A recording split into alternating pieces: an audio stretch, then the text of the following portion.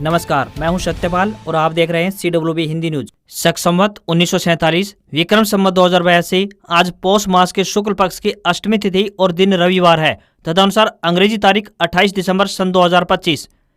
आज ही 28 दिसंबर के दिन भारतीय राष्ट्रीय कांग्रेस की स्थापना 1885 में हुई थी। यह भारत के स्वतंत्रता संग्राम में एक महत्वपूर्ण राजनीतिक दल की नींव थी, जो कि मुंबई में स्थापित हुई थी।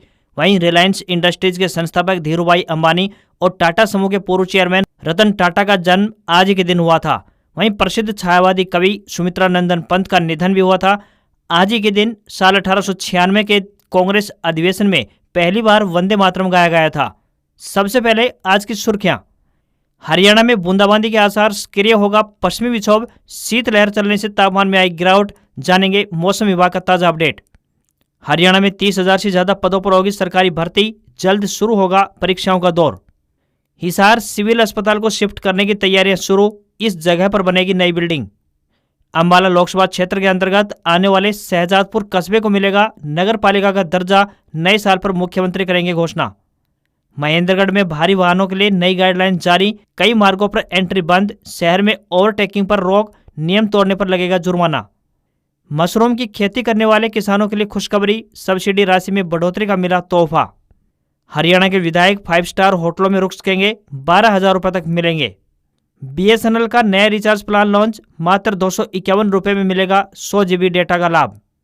31 दिसंबर तक निपटा लें 4 काम। आधार पैन लिंक के लिए आखिरी 4 दिन बचे, गाड़ी खरीदने का सही समय, वहीं स्मॉल सेविंग शुरू कर सकते हैं। और पर्सनल लोन ऐप्स पर डेटा चोरी और हरेसमेंट का खतरा बढ़ा, कॉन्टैक्ट लोकेशन का एक्सेस मांगे तो हो जाएं सावधान, जानेंगे पूरी अपडेट। और अब खबरें विस्तार से। हरियाणा में मौसम विभाग की ओर से पूरे राज्य के लिए ठंड का ऑरेंज अलर्ट जारी किया गया है। खासतौर पर सुबह के समय ठंड ज्यादा देखने को मिल रही है। GT रोड से सटे इलाकों करनाल, पानीपत, सोनीपत सहित अधिकतर जिलों में कोहरा छाया हुआ है। वहीं ग्रामीण क्षेत्रों में विजिबिलिटी 10 मीटर से लेकर 50 मीटर तक बनी हुई है। मौसम विभाग ने दिन में धूप निकलने की उम्मीद जताई है, जिससे कुछ हद तक ठंड से राहत मिल सकती है। GT रोड पर कोहरा ठंड के असर को दोगुना कर रहा है। तो वहीं दक्षिण हरियाणा के इलाकों की बात करें तो सूखी ठंड पड़ रही है, जिससे कि लोगों को ज्यादा ठिठुरन झेलनी पड़ रही है। प्रदेश में सबसे न्यूनतम तापमान की बात करें तो नारनौल शहर का 5.5 डिग्री सेल्सियस दर्ज किया गया है। वहीं मौसम विभाग का कहना है कि कोहरे के साथ साथ ठंडी हवाओं का प्रकोप कपकपी को बढ़ाने का काम करेगा। प्रदेश में 31 दिसंबर तक मौसम परिवर्तनशील बना रहेगा। इस दौरान आज यानी 28 से लेकर 30 दिसंबर के बीच ठंड में और ज्यादा बढ़ोतरी के आसार हैं। लेकिन 31 दिसंबर के बाद उत्तर व उत्तर पश्चिमी शीत हवाओं से खासतौर पर रात के तापमान में पहले से ज्यादा गिरावट देखने को मिलेगी। वहीं 30 दिसंबर को एक मध्यम श्रेणी का पश्चिमी विक्षोभ आएगा, जिसके प्रभाव से बूंदाबांदी की संभावना बढ़ गई है।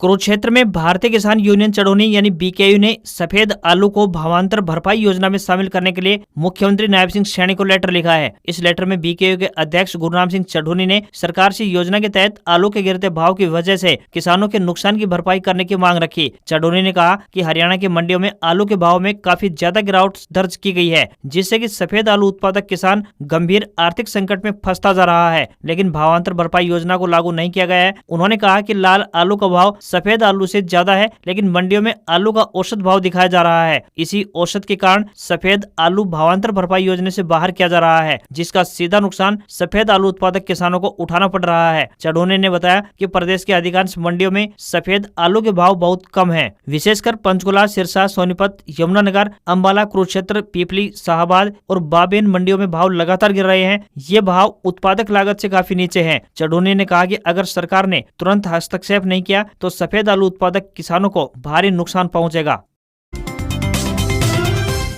हरियाणा में नए साल में 30,000 से अधिक पदों पर भर्तियां की जाएंगी। पहली और दूसरी क्लास से लेकर ग्रुप C और ग्रुप D तक को भरने की तैयारी की जा रही है। फिलहाल विभिन्न श्रेणियों की 17,000 से अधिक पदों के लिए भर्ती प्रक्रिया जारी है। अन्य पदों को भी शीघ्र भर्ती विज्ञापन जारी कर परीक्षाओं का आयोजन किया जाएगा। इसके साथ ही ग्रुप D पदों के लिए अलग से CET का आयोजन किया जाएगा। मुख्य सचिव अनुराग रस्तोगी की तरफ से सभी विभागों और बोर्ड निगमों को खाली पदों को भरने के लिए मांग पत्र हरियाणा कर्मचारी चयन आयोग और हरियाणा लोक सेवा आयोग को भेजने के लिए निर्देश जारी कर दिए गए हैं। है। सबसे पहले शिक्षकों की भर्ती प्रक्रिया को पूरा करने का लक्ष्य रखा गया है। इसके बाद तृतीय और चतुर्थ श्रेणी पदों के लिए भर्ती विज्ञापन जारी होते ही परीक्षाओं का आयोजन शुरू होगा। स्वास्थ्य विभाग में डॉक्टरों और पैरामेडिकल स्टाफ के खाली पदों को भरने के लिए हरियाणा कर्मचारी चयन आयोग, हरियाणा लोक सेवा आयोग तथा विभागीय चयन समिति को प्रस्ताव भेजे जा चुके हैं। वहीं हरियाणा पुलिस में पुरुष कांस्टेबल के 6000, महिला कांस्टेबल और दुर्गा शक्ति के 1500, IRB में 1000, MPSW के 700, ITI इंस्ट्रक्टर के 600, ALM ASA के 5000, चालक परिचालकों के 4000, हरियाणा पुलिस में सब इंस्पेक्टर के 500, सब इंस्पेक्टर कोऑपरेटिव सोसाइटी के 300, जेल वार्डर के 1000 से अधिक पदों पर ये भर्तियां की जाएंगी।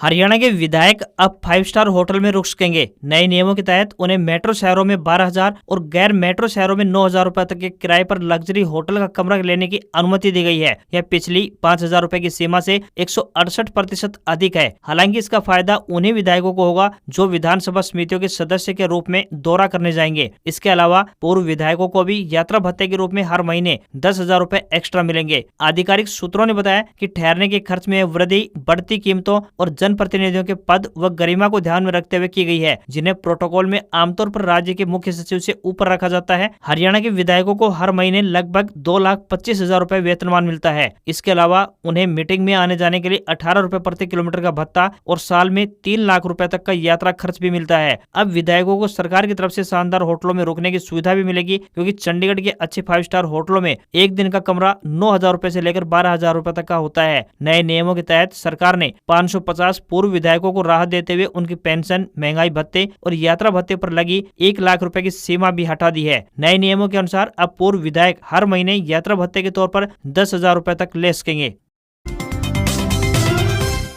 हिसार जिले में राखीगढ़ी महोत्सव के दूसरे दिन पंजाब एंड हरियाणा हाईकोर्ट की न्यायाधीश अलका सरीन ने मुख्य अतिथि के रूप में शिरकत की। इस 3 दिवसीय महोत्सव में ऐतिहासिक विरासत, सांस्कृतिक और शैक्षणिक गतिविधियों का आयोजन किया गया। कार्यक्रम की अध्यक्षता जिला एवं सत्र न्यायाधीश अलका मलिक ने की। मुख्य अतिथि न्यायाधीश अलका सरीन ने महोत्सव स्थल पर विभिन्न विभागों और स्वयं सहायता समूहों द्वारा लगाई गई स्टॉलों का अवलोकन भी किया। उन्होंने स्वयं सहायता समूहों की महिलाओं से बातचीत की और उनके घरों में तैयार किए गए उत्पादों के बारे में जानकारी ली। न्यायाधीश सरीन ने ग्रामीण महिलाओं की प्रतिभा और आत्मनिर्भरता की सराहना की। उन्होंने कहा कि ऐसे मंच ग्रामीण महिलाओं को अपनी प्रतिभा दिखाने और आर्थिक रूप से आत्मनिर्भर बनने में महत्वपूर्ण भूमिका निभाते हैं। उन्होंने प्राचीन सभ्यता की वैज्ञानिक खोज प्रक्रिया को करीब से जाना। उन्होंने उत्खनन में प्राप्त कच्ची ईंटों की इमारतों, पक्की ईंटों से बने कुएं तथा अन्य ऐतिहासिक अवशेषों का अवलोकन भी किया। पुरातत्व एवं संग्रहालय विभाग के अधिकारियों ने उन्हें जानकारी दी कि राखीगढ़ी में हड़प्पा काल से पूर्व, हड़प्पा काल और उसके बाद की सभ्यताओं के महत्वपूर्ण प्रमाण मिले हैं। साथ ही खेल स्टेडियम या थिएटर जैसी संरचनाओं के संकेत भी सामने आए हैं। हरियाणा सरकार की प्रोत्साहन नीति की बदौलत आज प्रदेश के किसान परंपरागत खेती का मोह त्याग कर मशरूम समेत ऑर्गेनिक और बागवानी खेती को बढ़ावा दे रहे हैं और इस दिशा में सरकार की खास सब्सिडी योजनाएं भी किसानों के लिए वरदान साबित हो रही हैं। इसी सिलसिले में एक कदम और आगे बढ़ाते हुए सरकार ने मशरूम प्रोडक्शन यूनिट और मशरूम कंपोस्ट यूनिट लगाने वाले किसानों को सब्सिडी राशि में बढ़ोतरी का तोहफा दिया है। जिला बागवानी और अधिकारी नेहा यादव ने बताया कि वित्त वर्ष 2025-26 के लिए मशरूम प्रोडक्शन यूनिट और मशरूम कंपोस्ट यूनिट पर सब्सिडी राशि 8 लाख रुपए से बढ़ाकर 12 लाख रुपए प्रति यूनिट कर दी गई है। प्रदेश सरकार की इस पहल से मशरूम की खेती करने वाले किसानों को सीधा लाभ पहुंचेगा। इसके साथ ही और ज्यादा किसान परंपरागत खेती छोड़कर बागवानी खेती की ओर रुख करेंगे। अधिकारी नेहा यादव ने बताया कि इस योजना का लाभ उठाने के लिए किसानों को ऑनलाइन आवेदन करना होगा। उन्होंने बताया कि पात्र किसानों को इस योजना के तहत पहले आओ पहले पाओ के आधार पर प्राथमिकता दी जाएगी। उन्होंने किसानों को इस योजना का ज्यादा से ज्यादा लाभ उठाने के निर्देश जारी किए। नेहा यादव ने बताया कि आज मशरूम की खेती किसानों के लिए फायदे का सौदा साबित हो रही है। किसान साथी कम लागत में अधिक मुनाफा कमाकर अपनी आर्थिक स्थिति को मजबूत कर सकते हैं। आज परंपरागत खेती घाटे का सौदा बनती जा रही है। ऐसे में किसानों को यदि आर्थिक रूप से समृद्ध बनना है तो बागवानी और ऑर्गेनिक खेती की ओर कदम बढ़ाने होंगे। हरियाणा विधानसभा के शीतकालीन सत्र की समाप्ति के बाद विधानसभा अध्यक्ष हरविंद्र कल्याण ने सदन की कार्यवाही का पूरा ब्यौरा सार्वजनिक किया है। विपक्ष की ओर से बोलने का मौका न दिए जाने के आरोपों पर पलटवार करते हुए स्पीकर ने स्पष्ट किया कि आंकड़ों के लिहाज से कांग्रेस विधायकों को सत्ता पक्ष यानी बीजेपी की तुलना में अधिक समय आवंटित किया गया। पत्रकारों से रूबरू होते हुए हरविंद्र कल्याण ने बताया कि शून्यकाल यानी 0 आवर के दौरान कांग्रेस विधायकों को अपनी बात रखने के लिए कुल 94 मिनट का समय दिया गया। इसके विपरीत सत्ताधारी भारतीय जनता पार्टी के विधायकों को 91 मिनट ही बोलने का अवसर दिया गया। वहीं सदन में मौजूद इंडियन नेशनल लोकदल यानी INLD के 2 सदस्यों को अपनी बात कहने के लिए 3 मिनट का समय मिला, तो वहीं स्पीकर ने आंकड़ों के जरिए सिद्ध करने का प्रयास किया कि सदन की कार्यवाही पूरी तरह से लोकतांत्रिक और संतुलित रही। विधानसभा अध्यक्ष ने सत्र की उपलब्धियां गिनाते हुए बताया कि 3 दिवसीय इस शीतकालीन सत्र में कुल 4 बैठकें हुई। सदन की कुल कार्यवाही 24 घंटे 45 मिनट तक चली। इस अल्पावधि के सत्र में 3 प्रश्नकाल और 3 शून्यकाल आयोजित किए गए। सत्र के दौरान कुल 80 प्रश्न स्वीकृत किए गए, जिनमें कांग्रेस के 22 प्रश्न, बीजेपी के 14 प्रश्न, INLD के 2 प्रश्न और निर्दलीयों के 2 प्रश्न शामिल किए गए। शून्यकाल के 3 घंटे 18 मिनट के समय में सदन के 70 सदस्यों ने अपने क्षेत्रों और जनहित के मुद्दों को जोर शोर से उठाया। हरियाणा के हिसार स्थित महाराजा अग्रसेन जिला नागरिक अस्पताल को शहर से बाहर शिफ्ट करने की चर्चाओं ने अब जोर पकड़ लिया है। इसके लिए हिसार एयरपोर्ट के पास भूमि चिन्हित की गई है और अगले साल सिविल अस्पताल की नई बिल्डिंग बनाने का काम शुरू हो सकता है। इस संबंध में प्रस्ताव प्रशासन के पास भेजा जा चुका है और उम्मीद है कि जल्द ही इसे मंजूरी प्रदान की जाएगी। बता दें कि जिला सिविल अस्पताल की नई बिल्डिंग में 300 बेड की सुविधा भी उपलब्ध करवाई जाएगी। मौजूदा सिविल अस्पताल की बिल्डिंग में पर्याप्त जगह नहीं होने के चलते इन बेडों को अभी शामिल नहीं किया जा सकता है। जिला सिविल अस्पताल हिसार की वर्तमान स्थिति की बात करें तो यहाँ रोजाना 1500 से अधिक मरीज OPD में इलाज के लिए पहुंचते हैं। वहीं मरीजों का कहना है कि यहाँ पर MRI की सुविधा उपलब्ध नहीं है, इसलिए उन्हें निजी अस्पतालों में महंगे खर्च पर ये जांच करवानी पड़ रही है। इसके अलावा कई बार बाहर से ही दवाइयाँ खरीदनी पड़ती हैं, जिससे कि उनकी जेब पर आर्थिक बोझ भी पड़ता है। ऐसे में उम्मीद है कि नया अस्पताल बनने पर इन स्वास्थ्य सेवाओं की सुविधा भी उपलब्ध करवाई जाएगी। कैंसर जैसी गंभीर बीमारी की शुरुआती जाँच और इलाज के उद्देश्य से जिला सिविल अस्पताल में कैंसर डे केयर यूनिट भी खोलने का प्रावधान वित्त वर्ष के बजट में किया गया था, लेकिन अभी तक यह यूनिट स्थापित नहीं हो पाई है। इस यूनिट के शुरू होने पर कैंसर की आशंका वाले मरीजों को समय पर जांच और इलाज की सुविधा भी मिल पाएगी। गंभीर मरीजों को उपचार के लिए अग्रोहा या फिर रोहतक PGI अभी रेफर करना पड़ रहा है। जिला के लोगों ने उम्मीद जताई है कि अस्पताल के नए भवन में मरीजों को इन सभी स्वास्थ्य सेवाओं का लाभ मिल पाएगा। अगर आप भी देश की सरकारी टेलीकॉम कंपनी यानी भारतीय संचार निगम लिमिटेड BSNL के ग्राहक हैं, तो आज की खबर आपके लिए काम की हो सकती है। कंपनी की तरफ से अपने ग्राहकों के लिए कई प्रकार के शानदार रिचार्ज प्लान पेश किए गए हैं। इसी बीच कंपनी ने एक और नया प्लान पेश कर दिया है, जो कि यूजर्स को काफी पसंद आ रहा है। हम BSNL के 251 रुपए वाले प्लान के बारे में बातचीत कर रहे हैं। इस प्लान में मिलने वाले बेनिफिट्स के बारे में बातचीत की जाए तो आपको इस प्लान में कुल 100 GB डेटा उपलब्ध करवाया जाता है। इसके अलावा इस प्लान की वैलिडिटी पूरे 30 दिनों की मिलेगी, जिसमें आपको अनलिमिटेड वॉइस कॉल के अलावा 100 GB डेटा का लाभ भी मिलेगा। इसके अलावा इसमें यूजर्स को 23 से अधिक OTP एप्स का एक्सेस भी एकदम फ्री मिलता है। BSNL का यह ऑफर केवल लिमिटेड समय के लिए उपलब्ध करवाया गया है। आप BSNL के इस प्लान का लाभ 31 जनवरी से पहले कभी भी उठा सकते हैं। कंपनी की तरफ से यह प्लान न्यू ईयर के मौके पर पेश किया गया है। महेंद्रगढ़ में बिगड़ती यातायात व्यवस्था और बढ़ती सड़क दुर्घटनाओं पर अंकुश लगाने के लिए पुलिस ने सख्त कदम उठाए हैं। SP ने हरियाणा पुलिस अधिनियम 2007 की धारा 71 के तहत आदेश जारी करते हुए ओवरलोड भारी वाहनों विशेषकर खनन सामग्री वाले डंपरों के लिए नए रूट डायवर्जन तय कर दिए हैं। ये आदेश 1 जनवरी से पूरे जिले में लागू होंगे। SP पूजा वशिष्ठ ने बताया कि पुलिस प्रशासन के संज्ञान में आया था कि खनन सामग्री से भरी भारी वाहन मुख्य मार्गों की बजाय लिंक और स्थानीय सड़कों से गुजर रहे हैं। इससे न केवल सड़कों को भारी नुकसान हो रहा है, बल्कि गहरे गड्ढों के कारण हादसों का खतरा भी लगातार बढ़ता जा रहा है। इसी को देखते हुए जिला प्रशासन ने भारी वाहनों की आवाजाही को नियंत्रित करने का निर्णय लिया है। नए आदेशों के तहत कुलताजपुर रूट यानी कुलताजपुर नारोल बाईपास को भारी वाहनों के लिए पूरी तरह से नो एंट्री जोन घोषित कर दिया है। राजस्थान से आने वाले डंपर और अन्य भारी वाहन अब इस मार्ग के बजाय निजामपुर रूट से जिले में प्रवेश करेंगे। इसी तरह हसनपुर चौक से रामबास जाने वाला मार्ग भी बंद रहेगा, जहाँ से गुजरने वाले वाहन अब टिब्बा बसई और निजामपुर होते हुए आवाजाही करेंगे। इसके अलावा बेडंटी नांगल चौधरी रूट को भी भारी वाहनों के लिए बंद कर दिया गया है। इस मार्ग से गुजरने वाले वाहनों को राजस्थान में देवास पानियाला बहरोड रूट पर व दिल्ली जयपुर हाईवे से होते हुए NH 11 से एग्जिट लेना होगा। आदेशों में यह भी स्पष्ट कर दिया गया है कि महेंद्रगढ़ शहर परिधीय सड़कों और बाईपास पर बाहरी वाहनों की ओवरटेकिंग पूरी तरह से प्रतिबंधित रहेगी। इन सड़कों को नो ओवरटेकिंग जोन घोषित किया गया है। आदेशों की अवहेलना करने पर धारा 72 के तहत 6 माह तक की कैद, 10,000 रुपए तक का जुर्माना और मोटर वाहन अधिनियम के तहत अतिरिक्त कार्रवाई की जाएगी। हालांकि आम जनता को राहत देते हुए दूध, सब्जी, दवाइयों और जल्दी खराब होने वाले खाद्य पदार्थों की ढुलाई करने वाले वाहनों को इन प्रतिबंधों से बाहर रखा गया है। दिल्ली यूनिवर्सिटी के जेनेटिक डिपार्टमेंट में विभिन्न पदों पर भर्ती के लिए आवेदन आमंत्रित किए गए हैं। जो भी उम्मीदवार इन पदों के लिए इच्छुक हैं, वे ऑफलाइन माध्यम से अपना आवेदन भेज सकते हैं। प्रोजेक्ट अटेंडेंट के पदों के लिए उम्मीदवार 12वीं पास तथा कंप्यूटर में MS वर्ड, एक्सेल और पावर पॉइंट का ज्ञान होना जरूरी है। लैब सहायक व टेक्नीशियन के पदों के लिए उम्मीदवारों को 12वीं विज्ञान सहित 50% अंकों से पास की होनी चाहिए। साथ ही अनुभवी व BSc आवेदकों को प्राथमिकता दी जाएगी। वहीं प्रोजेक्ट असिस्टेंट के लिए स्नातक पास तथा वरिष्ठ सहायक के रूप में 2 वर्ष का कार्य अनुभव होना चाहिए। साथ ही BCom पास तथा अपर डिवीजन क्लर्क स्टोर या स्टोर कार्य के लिए 2 वर्षीय अनुभव को प्राथमिकता मिलेगी। उम्मीदवारों को कोई भी आवेदन शुल्क नहीं देना है। न्यूनतम आयु 18 वर्ष और अधिकतम आयु 40 वर्ष तय की गई है। आवेदन करने की आखिरी तिथि की बात करें तो 3 जनवरी है। सैलरी 20,000 रुपए से लेकर 40,600 रुपए पर मंथ मिलेगी, जो कि अलग अलग पोस्ट वाइज मिलेगी।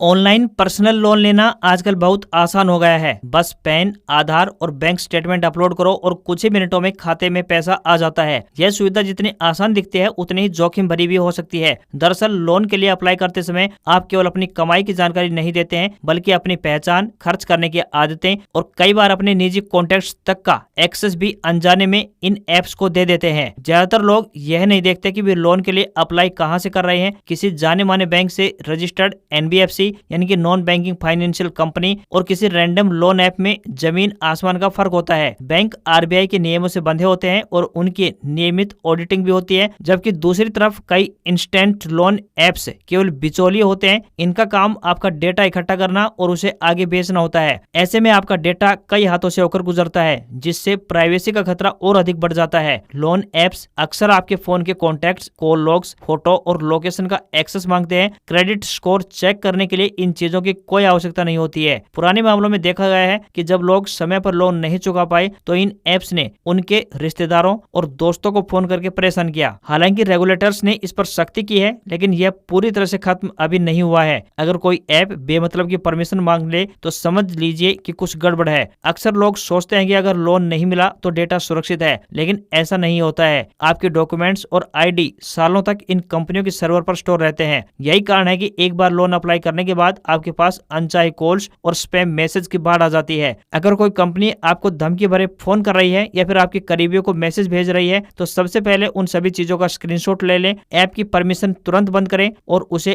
अनइंस्टॉल कर दें। इसके बाद कंपनी के शिकायत पोर्टल पर और फिर RBI के लोकपाल या साइबर सेल में इसकी शिकायत दर्ज कराएं। यह केवल खराब व्यवहार ही नहीं बल्कि कानूनी अपराध भी है।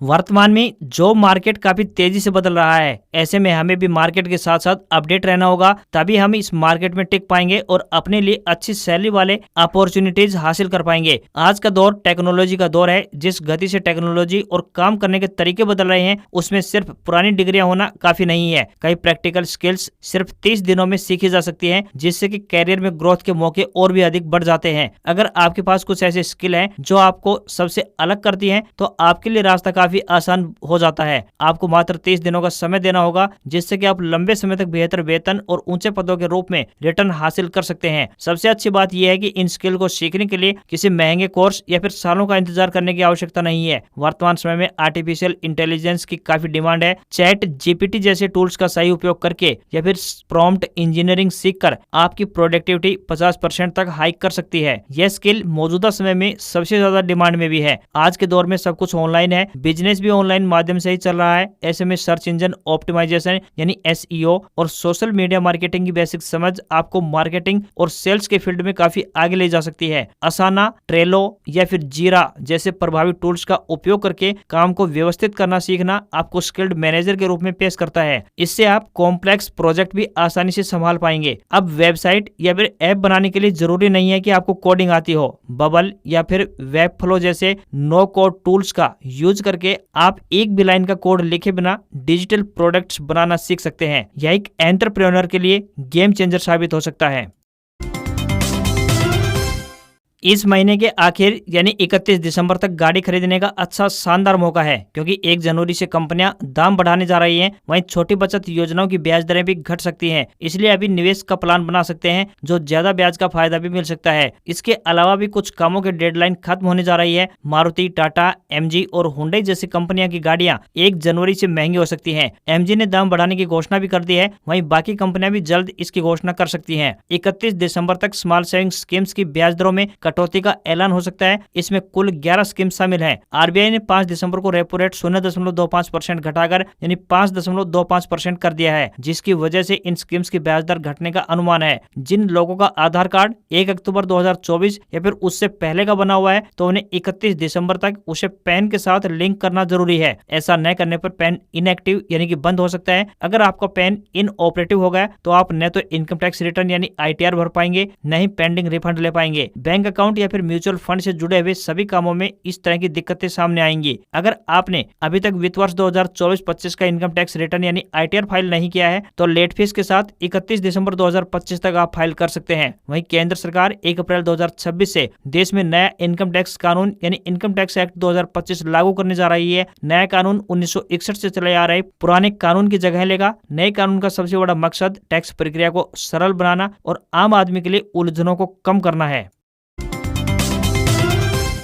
चांदी की कीमत में लगातार 5वें हफ्ते तेजी देखने को मिली। 19 दिसंबर को 1 किलोग्राम चांदी की कीमत 2,03,36 रुपए थी, जो कि एक हफ्ते में 27,771 रुपए बढ़कर 26 दिसंबर को 2,28,107 रुपए प्रति किलोग्राम के स्तर पर पहुंच गई है। इस हफ्ते चांदी ने लगातार 4 दिन ऑल टाइम हाई भी बनाया और हफ्ते के आखिरी दिन यानी शुक्रवार को 9,124 रुपए बढ़कर बंद हुआ। इधर सोने में भी तेजी देखने को मिली। पिछले हफ्ते के आखिरी कारोबारी दिन यानी 19 दिसंबर को 10 ग्राम 24 कैरेट सोना 1,31,779 रुपए का था। एक हफ्ते में 6,177 रुपए बढ़कर शुक्रवार को 26 दिसंबर को 1,37,956 रुपए पर पहुंच गया। ये सोने का सबसे ऊंची कीमत भी है। इस साल तक अब तक सोने की कीमत 61,794 रुपए यानी कि 81.13% बढ़ चुकी है। वहीं 31 दिसंबर 2024 को 10 ग्राम 24 कैरेट सोना 76,162 रुपए प्रति 10 ग्राम के स्तर पर था, जो अब 1,37,956 रुपए प्रति 10 ग्राम के स्तर पर पहुंच गया है। चांदी का भाव भी इस दौरान 1,42,090 रुपए यानी 165.18% बढ़ चुका है। 31 दिसंबर 2024 को 1 किलोग्राम चांदी की कीमत 86,017 रुपए थी, जो